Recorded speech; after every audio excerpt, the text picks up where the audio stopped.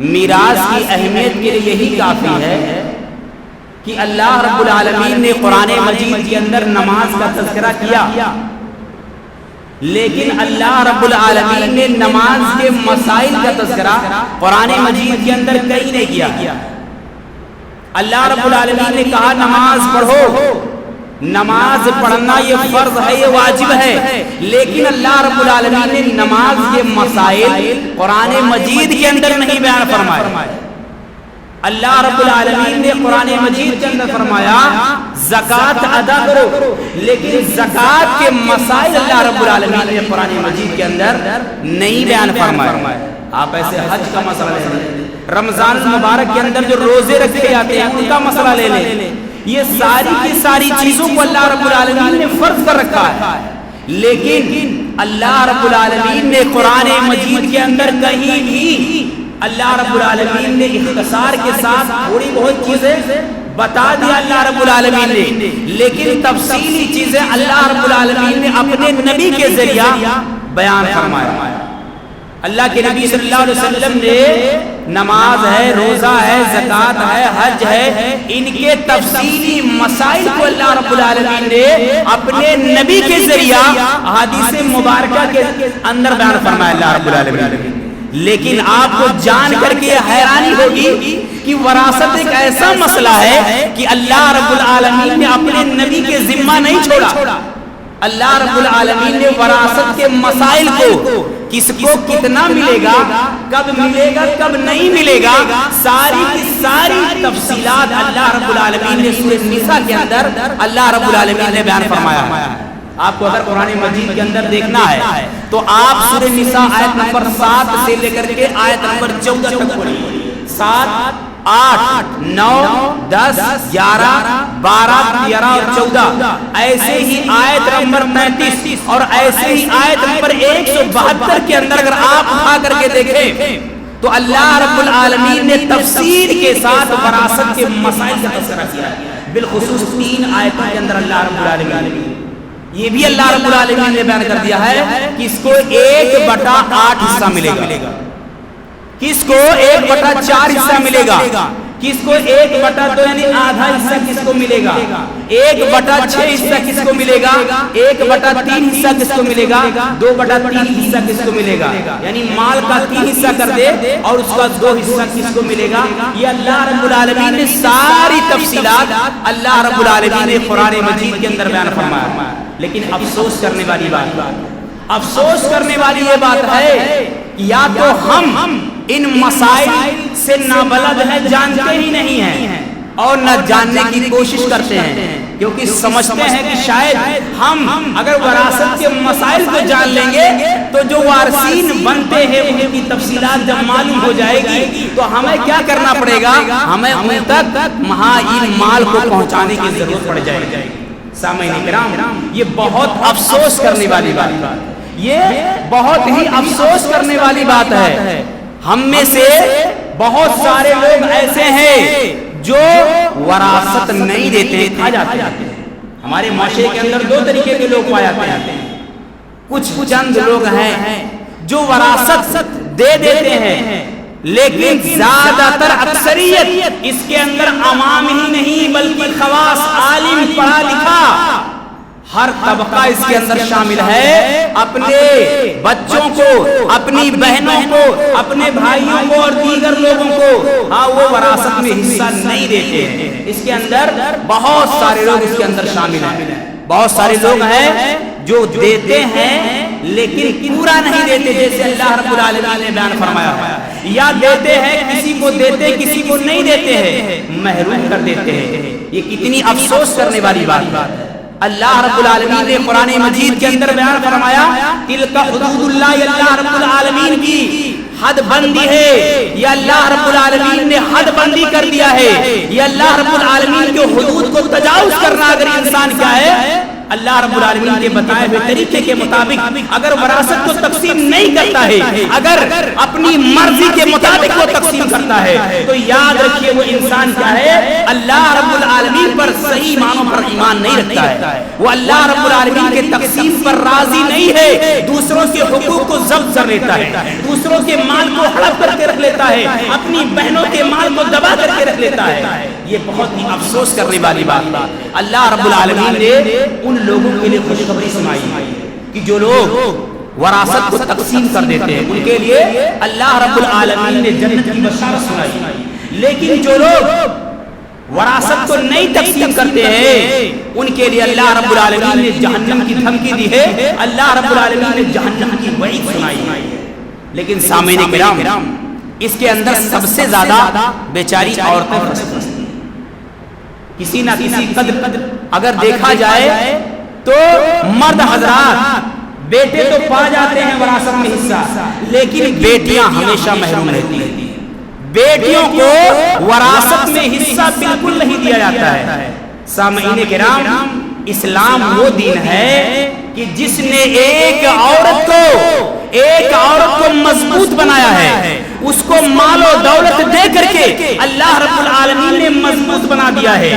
اللہ رب العالمین نے اس کو مالک بنا دیا ہے مال کا، نہ تو اس کا شوہر لے سکتا ہے، نہ تو اس کا بیٹا لے سکتا ہے، کوئی نہیں لے سکتا ہے۔ اللہ رب العالمین نے قرآن مجید کے اندر بیان فرمایا للرجال نصیب مما ترک الوالدان والاقربون وللنساء نصیب مما ترک الوالدان والاقربون مما قل منه او كثر نصیبا مفروضا۔ اللہ رب العالمین نے فرمایا کہ جو اعزا و اقارب رشتہ دار ماں باپ مر جائیں، چھوڑ کر کے چلے جائیں، تو اس میں بیٹے کا حصہ صرف نہیں ہے، اس کے اندر عورتوں کا بھی حصہ اللہ رب العالمین نے متعین کیا ہے۔ اللہ رب العالمین نے کس کا حصہ متعین کیا ہے؟ وَلِلنِّسَاءِ نَصِيبٌ، نساء مطلب عورتوں کا بھی حصہ ہے وراثت کے اندر۔ کتنی عجیب بات بیان کر دیا نا میں نے، دیتے نہیں نا، عجیب بات ہے۔ اسی ہمارے ہم وراثت میں اپنی بچوں کو، اپنی بہنوں کو حصہ نہیں دیتے ہیں، جبکہ اللہ رب العالمین نے صاف لفظوں میں کہہ دیا ہے کیا ہے یہ ان کو وراثت میں حصہ دیا جائے گا۔ سامعین کرام، ہم زمانے جاہلیت میں جو ہوتا تھا وہی کام انجام دے رہے ہیں۔ زمانے جاہلیت کے اندر ہوتا یہ تھا کہ عورت کو وراثت سے محروم کر دیا جاتا تھا، عورت کو وراثت میں حصہ بالکل نہیں دیا جاتا تھا، عورت کے ساتھ طرح طرح کے نازیبا سلوک کیا آتے تھے، ناروا سلوک کیا آتے تھے، اس کو معاشرے کے اندر صحیح معنوں میں زندہ رہنے کا اختیار نہیں تھا۔ بچی پیدا ہوتی کسی کے گھر، اسے زندہ دفن کر دیا جاتا تھا، اسے باپ اپنے ہاتھوں سے لے جا کر کے گڑھا کھود کر کے اسے دفن کر دیتا تھا، اور وراثت میں حصہ نہیں دیا جاتا تھا۔ میں آپ کو بتاؤں ہوتا یوں تھا کہ اگر کوئی انسان رہتا، وہ مالدار ہوتا، اس کی کوئی بیٹی اگر ہوتی اور اس کا انتقال ہو جاتا، کوئی آدمی صاحب کہتے کہ لاؤ میں بیٹی کی کفالت کرتا ہوں، میں ذمہ داری لیتا ہوں، مال کی لالچ میں، وہ مال کی لالچ اور حص و تمام میں وہ بیٹی کی کفالت کرنے لگتا تھا، اور بچی جب بڑی ہو جاتی تو خود کیا ہے بچی سے شادی کر لیتا۔ یہ اس بچی کے ساتھ ظلم تھا۔ بطور کفیل ایک ذمہ دار اس آدمی کی ذمہ داری بنتی تھی کہ کوئی مناسب لڑکا تلاش کرے، تلاش کر کے اس کا شادی اس لڑکے سے کر دے جو مال و دولت ہے اس لڑکی کے حوالے کر دے، لیکن نہیں، اس کے دل کے اندر کھوٹ تھا، اس نے پرورش اسی لیے کیا، اس نے اس کی کفالت اسی لیے کیا تاکہ یہ بچی بڑی ہو جائے تو میں اس سے شادی کر لوں، نکاح کر لوں، اپنے اعزا و اقارب رشتہ داروں سے بیاہ دوں تاکہ یہ مال و دولت کہاں رہ جائے، میرے پاس رہ جائے، کسی غیر کے پاس نہ چلا جائے۔ اللہ رب العالمین نے فرما دیا یا ایھا الذین آمنوا لا یحل لکم ان ترثوا النساء کرہا، اے ایمان والو تمہارے لیے حلال نہیں ہے کہ تم عورتوں کے زبردستی وارث بن بیٹھو، ان کے مالوں کو ہتھیا لو، ان کے مالوں کو ہڑپ کر جاؤ۔ سامعین کرام، یہی نہیں بلکہ عورتوں کو بالکل واقعی حصہ نہیں دیا جاتا تھا۔ ایک صحابی تھے سعد بن نبی، غزوہ احد کا واقعہ ہے، غزوہ احد کے اندر سعد بن ربی کا انتقال ہو جاتا ہے، غزوہ بدر کے غزوہ احد کے اندر سعد بن ربیع کا انتقال ہو جاتا ہے، بیچارے شہید ہو جاتے ہیں۔ مسلمانوں کی ابتدا میں جیت ہوئی، فتح ہوئی، بعد میں کچھ غلطیوں کی وجہ سے ان کی شکست ہوئی اور سعد بن ربیع شہید ہو گئے، اپنے پیچھے 2 بیٹیاں چھوڑ گئے اور ایک بیوی چھوڑ کر کے چلے گئے۔ جو سعد بن ربیع کے بھائی تھے انہوں نے سارا مال ہتھیار لیا، ہڑپ کر لیا، کہا اس کے اندر ہم ذرہ برابر حصہ نہیں دیں گے۔ سارا کا سارا مال ہتھیار لیا، ایک فوٹی کوڑی دینے سے انکار کر دیا۔ سعد بن ربیع رضی اللہ تعالیٰ عنہ کیا عنہ کی بیوہ اللہ کے نبی صلی اللہ علیہ وسلم کی خدمت میں پہنچتی ہے، کہتی ہے اللہ کے نبی صلی اللہ علیہ وسلم سعد بن ربیع کے بھائی نے سارا مال ہتھیار لیا، سارا کا سارا مال لے لیا ہے۔ اے اللہ کے نبی صلی اللہ علیہ وسلم آپ کی بتائیے یہ ان کی 2 بچیاں ہیں، بیٹیاں ہیں، ان 2 بیٹیوں کی شادی کیسے ہوگی؟ ان کے 2 بیٹیوں کی شادی نکاح کیسے ہوگا؟ اللہ کے نبی صلی اللہ علیہ وسلم پھوٹی کوڑی دینے سے انکار کر دیا ہے۔ اللہ کے نبی صلی اللہ علیہ وسلم نے کوئی جواب نہیں دیا، جواب دیا اوپر والے نے۔ اللہ رب العالمین نے قرآن مجید کے اندر آیت نازل فرما دیا۔ اللہ رب العالمین نے جب آیت نازل فرمایا، اللہ کے نبی صلی اللہ علیہ وسلم نے سعد بن ربیع کے بھائی کو طلب کیا، پیارے نبی صلی اللہ علیہ وسلم نے سعد بن ربیع کے بھائی سے کہا کہ تم سعد بن ربیع کے مال کو 2 حصہ ان کی بیٹیوں کو دے دو۔ سعد بن ربیع کے بیٹیوں کو 2 حصہ دے دو، 3 حصہ کر کے 1/8 حصہ ان کی ماں کو دے دو، ان بچیوں کی ماں کو، یعنی سعد بن ربیع کی بیوہ کو دے دو، باقی بچے گا 20% تم رکھ لینا۔ یہ زمانے جاہلیت کے اندر ہوتا تھا، یہ ہم تو کہتے ہیں تو زمانے جاہلیت میں تھا، ہم تو نئے زمانے کے ہیں۔ آج کیا ہمارے معاشرے میں چیزیں نہیں پائی جاتی ہے؟ اگر وہ زمانے جاہلیت قدیم تھا تو یہ جدید دور جاہلیت ہے، یہ نئے زمانے کا جاہلیت ہے۔ کیا جو کچھ زمانے جاہلیت میں ہوتا تھا کیا آج نہیں ہوتا تھا؟ نہیں ہوتا ہے۔ پچھلے زمانے میں بیٹیوں کو وراثت سے محروم کر دیا تھا، آج نہیں محروم کیا جاتا ہے۔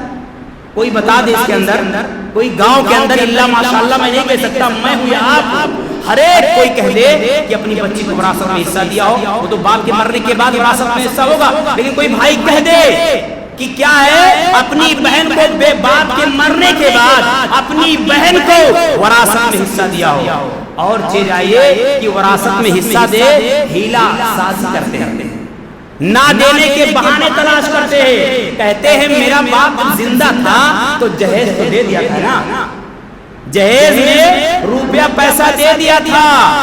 سامعین کرام میں پوچھنا چاہتا ہوں وراثت کی تقسیم باپ کے زندہ رہنے پر ہوتی ہے یا باپ کے انتقال کر جانے پر ہوتی ہے؟ وراثت کی تقسیم باپ کے موجودگی میں نہیں ہوتی ہے، وراثت کی تقسیم باپ کے انتقال ہو جانے کے بعد مال کو تقسیم کیا جاتا ہے۔ آپ نے کہاں سے یہ قانون پڑھ لیا ہے؟ یہ اسلام کا نظام کہاں سے آپ اپنی طرف سے لے کر کے آئے ہیں کہ جہیز کو، جو کہ اسلام نے کبھی اس بات کی اجازت ہی نہیں دیا ہے، آپ نے اسے اپنی طرف سے رائج کر لیا ہے اور کہتے ہیں کہ ہمارے باپ نے جہیز میں دے دیا تھا، وراثت میں کوئی حصہ نہیں ہے۔ سامعین کرام اگر ایسی بات ہے، اگر بیٹی کے نکاح پر، شادی پر باپ کا کچھ دے دینا یہ ایسی بات ہے، تو بیٹے کو تو شادی اور نکاح پر باپ نے دیا تھا، تو اس طریقے سے بیٹے والا بھی کٹ، بیٹی والا بھی کٹ، دونوں کی طرف سے کٹ ہو گیا تو برابر سے ایک ہی راستے پر آئے، دونوں لوگوں کا حصہ تو وراثت میں بنتا ہے۔ سامعین کرام یہ ہندوانہ رسم، یہ رواج کہاں سے آیا؟ یہ ہمارے معاشرے کا رواج نہیں ہے، یہ اسلام کی دین نہیں ہے، یہ دین کس کی ہے؟ یہ ہندوانہ رسم و رواج ہے۔ یہ عورتوں پر ہندوؤں میں 2 طریقے سے ظلم ہوتا تھا، ایک ستی کی رسم، ایک ستی کی رسم تھی اور دوسرے جہیز دے دیتے تھے، وراثت میں ان کا کوئی حصہ نہیں ہوتا تھا۔ لیکن اسلام کا لوگوں کا احسان ماننا چاہیے لوگوں کو کہ اسلام کا کی دین ہے کہ ستی جیسی رسم کو اسلام نے ختم کر دیا۔ ایک شوہر کا انتقال ہوتا تھا تو ساتھ میں بیوی کو بھی جلوا دیا جاتا تھا، یہ کتنا غلط کام تھا۔ لیکن اسلام نے اس بات کو ختم کر دیا. اسلام کا اثر ہوا کہ غیروں نے اس چیز کو ختم کر دیا. لیکن افسوس کرنے والی بات ہے ہم اسلام کے فالوور ہیں, اسلام کو ماننے والے ہیں, لیکن ایک چیز کو ختم کر دیا, لیکن دوسری چیز باقی ہے. جہیز وراثت میں حصہ نہیں دیتے ہیں, اسے بھی ہمارے سماج سے ختم کرنے کی ضرورت ہے. اسلام اس بات کی ہرگز اجازت نہیں دیتا ہے. سامعین کرام, یہ آج ہمیں مال سے محبت ہو چکی ہے, ہمیں آخرت یاد نہیں آتی. یہ مال سے محبت کا نتیجہ ہے جس کی وجہ سے آج ہم وراثت میں جو حصہ بنتا تھا بہنوں کو اس کو نہیں دیتے ہیں. اللہ رب العالمین نے اسی نے فرما دیا, ان الذین یاکلون, جو لوگ کیا ہے مال کھا جاتے ہیں, یتیموں کا مال, جو یتیموں کا مال کھا جاتے ہیں, ظلم کرتے ہیں. ہاں, یہ ظلم کرتے ہیں جو لوگ کھاتے ہیں, اور اس طریقے سے مال کھا کر کے اپنے پیٹ میں آگ بھرتے ہیں, اور عنقریب وہ جہنم میں داخل ہوں گے. سامعین کرام, اللہ رب العالمین قیامت کے دن ہم سے سوال کرے گا. اللہ رب العالمین ہم سے پوچھے گا مال کہاں سے تم کمائے تھے, تو کیا جواب دیں گے؟ اللہ کے نبی صلی اللہ علیہ وسلم نے فرمایا کہ انسان کے قدم قیامت کے دن ہل نہیں سکتے جب تک کہ 5 سوال نہ پوچھ لیے جائے. اس میں سے 2 سوال ہوگا مال کے سلسلے میں. ہم کیا جواب دیں گے؟ یہ لمحے فکریہ ہے, آپ اسے تقریر ہمارے بیان کو نہ سمجھیں, یہ ایک سمجھ لے, یہ ایک فکرہ دے کر کے جا رہا ہوں. آپ جا کر کے سوچئے گا, رات میں غور کیجئے گا کہ ہم نے کس کا حق مارا ہے. ہمارے باپ نے, ہمارے دادا نے کس کا حق مارا تھا. لوگ کہتے ہیں نا یہ تو پرمپرا چلی آ رہی ہے, ہمارے باپ نے نہیں دیا تو ہم کیوں دے دیں, ہمارے دادا نے نہیں دیا تو ہم کیوں دے دیں.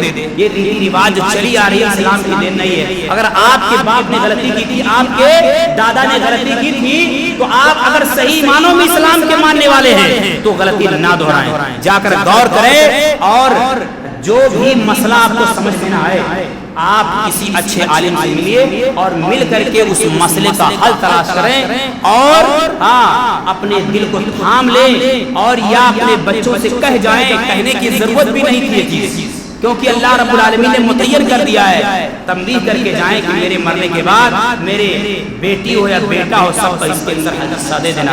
اللہ رب العالمین سے دعا کہ اللہ رب العالمین ہم سبھی لوگوں کو کہنے سننے سے زیادہ ہمیں دین اسلام کی باتوں پر عمل کرنے کی توفیق دے. آمین. صلی اللہ علیہ وسلم.